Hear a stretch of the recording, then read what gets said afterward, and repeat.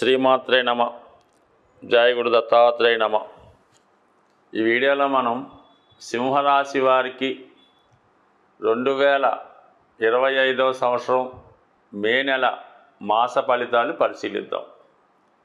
మరి సింహరాశి వారికి రాశ్యాధిపతి రవి భాగ్యస్థాన సంచారం అంటే ఇప్పుడు రాశ్యాధిపతి ఉచ్చులో ఉన్నప్పుడు ఆ రాశి కారకత్వాలు కానీ ఆ రాశిలో ఉన్నవారికి ఒక విధమైన హోదా పెరుగుతుంది, కాన్ఫిడెన్స్ పెరుగుతుంది, మమ్మల్ని ఎవరు ఏమీ చేయలేరన్నటువంటి ధైర్యాన్ని కలిగి ఉండడం జరుగుతుంటుంది. ఆటోమేటిక్గానే వీళ్ళ యొక్క అధికారం పెరుగుతుంది, పవరు స్టామినా పెరుగుతూ ఉంటుంది.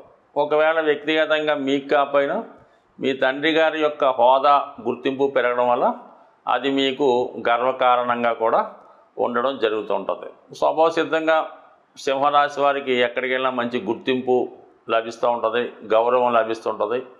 ఇవన్నీ కూడా వీళ్ళకి ఇప్పుడు చాలా పుష్కలంగా లభించడం జరుగుతుంది. ఇదే రవి భగవానుడు మే 15వ తారీఖు తర్వాత దశమ స్థానంలోకి రావడం జరుగుతుంది. అక్కడ దిగ్బలుడై ఉండడం వల్ల సింహరాశి వారికి వృత్తిలో ప్రావీణ్యత పెరుగుతుంది, ప్రాధాన్యత పెరుగుతుంది.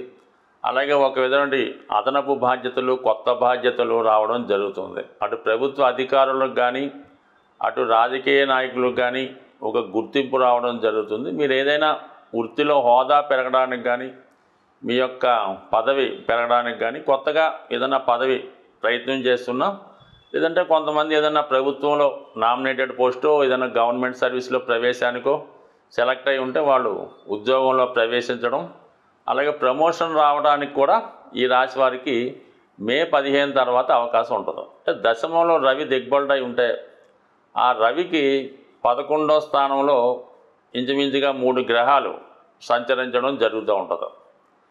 అది శని భగవానుడు వృత్తికారకుడు అవడం వల్ల మీకు నామినేటెడ్ పోస్ట్ లాంటిది కానీ వారసత్వంగా రావాలని పదవి కానీ వచ్చే అవకాశం ఉన్నది. లేదంటే పోగొట్టుకున్న ఉద్యోగం తిరిగి సంపాదించుకోవడానికి కూడా అవకాశం ఉంటుంది. రాహు అక్కడ ఉండడం వలన సినిమా పరిశ్రమలో కానీ సాఫ్ట్వేర్ రంగంలో కానీ ప్రవేశించడానికి అవకాశం ఉన్నది. అలాగే శుక్రుడు అక్కడ ఉండడం కూడా చాలా వరకు మరి ఈ రాశి వారికి దశమాధిపతి అష్టమంలో ఉన్నప్పుడు అనూహ్యంగా పదవిలో మార్పు రావడం కానీ హోదా పెరగడం కానీ కొన్ని మార్పులు కంపల్సరీగా రావడం జరుగుతుంది. అంటే రవి ఫేవర్గా ఉండడం వల్ల ఏదైనా జాతకుడికి వృత్తి సంబంధించిన విషయాల్లో అనుకూలత ఏర్పడుతుంది.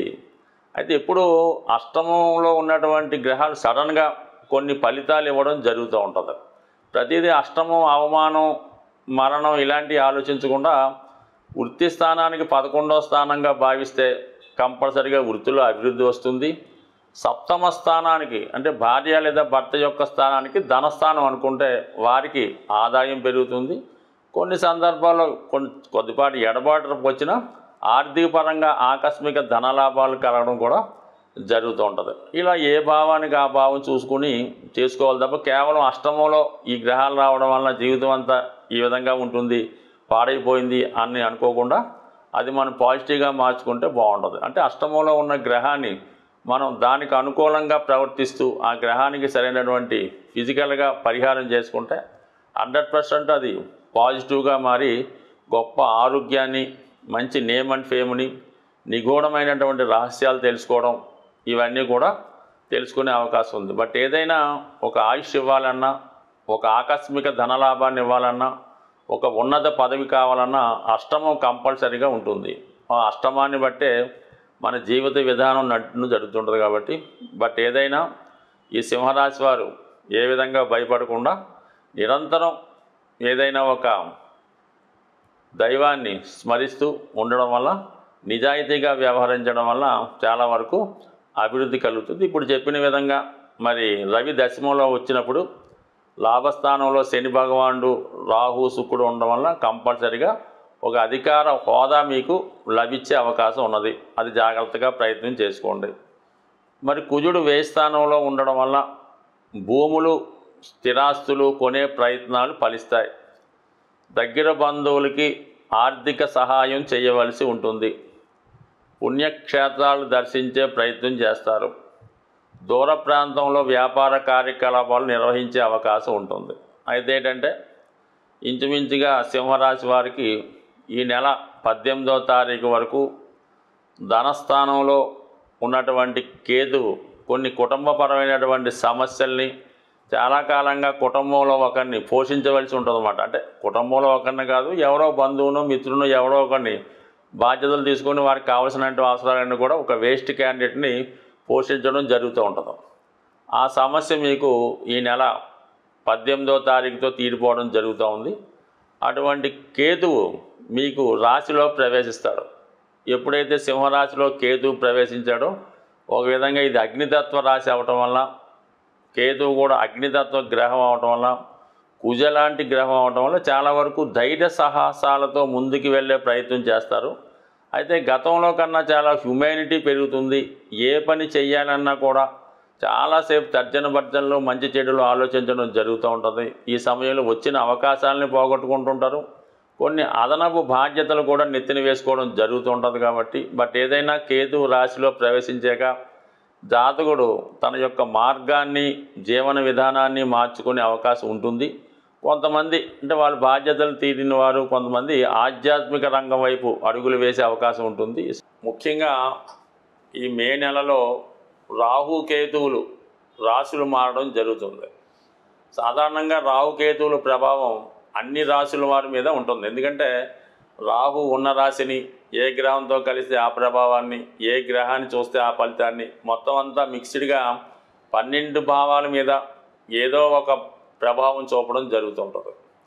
అయితే ఈ రాహుకేతువుల్ని ప్రసన్నం చేసుకుంటే తప్పనిసరిగా, అందుకే మనకి ఈ కలియుగంలో విఘ్నేశ్వరుడు, దుర్గా అమ్మవారు ఈ 2 దేవతల్ని పూజించుకోవడం వల్ల అటు రాహు అలాగే కేతువుని ప్రసన్నం చేసుకోవడం జరుగుతూ ఉంటుంది. తరచూ పనులు వాయిదా పడుతున్నా, ప్రారంభించిన పని పూర్తి కాకుండా ఉన్నా కేతువు యొక్క ప్రభావం ఉంటుందని గమనించి చాలా వరకు విఘ్నేశ్వరుణ్ణి పూజించుకోవలసి ఉంటుంది. అది సంకష్ట చతుర్థి కానీ, గణపతి హోమం చేసుకోవడం, వినాయకుడిని గరికతో అర్చించడం, అష్టోత్తరంతో పూజించుకోవడం, ఏ పని ప్రారంభించినా వినాయకుడిని ప్రారంభించుకుంటే మీకు ఈ విఘ్నాలు లేకుండా ముందుకు వెళ్ళడం జరుగుతూ ఉంటుంది. అలాగే రాహు ప్రభావం ఏ విధంగా ఉంటుందంటే ఇతరుల చేతిలో మోసపోవడం, అలాగే పెద్ద పెద్ద అవకాశాలు వచ్చినట్టే వచ్చి వెళ్ళిపోవడం జరుగుతూ ఉంటుంది. అలాగే జాతకుడికి వ్యసనాల మీద ఆసక్తి మళ్ళుతూ ఉంటుంది. విషయాన్ని ధైర్యంగా ముందుకు చెప్పలేకపోతుంటాడు. ఏదో విషయాన్ని దాయడం జరుగుతూ ఉంటుంది. కొన్ని నిజాయితీగా వెళ్ళలేకపోవడం, ఏదో ఒక బలహీనతకి లోను కావడం, ఇలా జరుగుతూ ఉంటుంది. అంటే రాహు ప్రభావం ఏంటంటే చట్టానికి వ్యతిరేకంగా ఉంటుంది, మన సాంప్రదాయాలకి విరుద్ధంగా ఉండడం జరుగుతూ ఉంటుంది. ఈ లవ్ మ్యారేజ్లు, ఇంటర్ కాస్ట్ మ్యారేజ్లు, ఈ చిన్న పెద్ద లేకుండా, తారతమ్యం లేకుండా వివాహాలు, ఇవన్నీ కూడా రాహు ఏంటంటే పొల్యూట్ చేస్తుంటాడు. మన ధర్మాన్ని పాడు చేస్తుంటాడు, మన చట్టాన్ని నాశనం చేస్తుంటాడు, మన వ్యవస్థని పాడు చేస్తుంటాడు. ఇవన్నీ లేకుండా ఉండాలంటే మరి అంటే జాతకుడు తను తాను సంస్కరించుకుంటూ దుర్గా అమ్మవారిని ప్రతి శుక్రవారం అమ్మవారిని కుంకుమార్చన చేసుకోవడం కానీ, దుర్గా అష్టోత్తరం పారాయణ చేసుకోవడం మంచిది. అమ్మవారికి ఏదైనా నిమ్మకాయల దండ వేయడం కానీ, ఏదన్నా నైవేద్యంగా పులగం లాంటిది నైవేద్యం పెట్టడం వల్ల, అలాగే గుమ్మడికాయ సమర్పించడం వల్ల, ఇవన్నీ చిన్న చిన్న పరిహారాలు వాళ్ళ టెంపుల్లో ఆచారాన్ని బట్టి, అక్కడ ఉన్నటువంటి సాంప్రదాయాలను బట్టి ఉండడం జరుగుతూ ఉంటుంది. ఏదైనా తరచూ విఘ్నేశ్వరుని, కనకదుర్గ అమ్మవారిని, ఏదైనా ఒక శక్తి స్వరూపాన్ని ఆరాధించడం వల్ల కంపల్సరిగా జాతకుడు రాహు పెట్టే ఇబ్బందులు, భయాల నుంచి బయటపడే అవకాశం ఉంది. వీటన్నిటికన్నా మరి చక్కగా లలిత సహస్రనామాన్ని నిరంతరం, అంటే రోజుకొక నామం చదువుకున్నా సరిపోతుంది. ఆ నామాన్ని, ఒక నామాన్ని ఎన్నుకోవడం, దాన్ని ఒక 18 సార్లు, 16 సార్లు, లేదా 108 సార్లు చదువుకోవడం, మళ్ళీ ఇంకొక రోజు ఇంకొక నామాన్ని అర్థంతో సహా తెలుసుకొని దాన్ని సంపూర్ణంగా మనస్ఫూర్తిగా ధ్యానం చేసుకోవడం వల్ల అటు రెమెడీగాను పనిచేస్తుంది, అటు ఐశ్వర్యాన్ని ఇస్తుంది. ఏదైనా దీన్ని మించినటువంటి రెమెడీ ఇంకోటి లేదనే చెప్పచ్చు. ఏదన్నా ఇతరులు చేయడం కన్నా సొంతంగానే చేసుకోవడం మంచిది. అంటే మా అమ్మాయి ఇవన్నీ చదవదండి, మా అబ్బాయికి కుదరదండి, మేము చేయొచ్చా అండి అంటే మీరు చేయొచ్చు, కానీ ఎవరికి వాళ్ళు చేస్తేనే ఈ ఫలితం తొందరగా వచ్చే అవకాశం ఉంటుంది తప్ప మీతో ఇతరులు చేయడం వల్ల ఏంటంటే ఏదో కొంత ఫలితం వస్తుంది, కానీ ఏదో 10 సంవత్సరాలకో 20 సంవత్సరాలుగా వస్తుంది. అదే మనం చేస్తే అది శీఘ్రంగానే రోజుల్లో వచ్చే అవకాశం ఉంటుంది. స్వస్తి.